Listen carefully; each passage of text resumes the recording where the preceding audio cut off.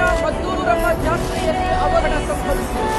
ಮದ್ದೂರಮ್ಮ ಜಾತ್ರೆಯಲ್ಲಿ ಧರೆಗೆ ಉರುಳಿದೆ. ಅವಘಡ ಸಂಭವಿಸಿರೋದು ದೊಡ್ಡ ನಾಗಮಂಗಲ. ಒಂದ್ ನಿಮಿಷ ಮೇಡಮ್, ಒಂದ್ ನಿಮಿಷ ಸರ, ಅವನು ವಾಪಸ್ಸು ನಿನ್ರಿ. ಅದಕ್ಕೊಂದ್ ಕಿಡಿ ಬೇಕಷ್ಟೇ. ಅವತ್ತು ಕಾಡ್ಗಿಚ್ಚೆ ಹತ್ಕೊಂಡು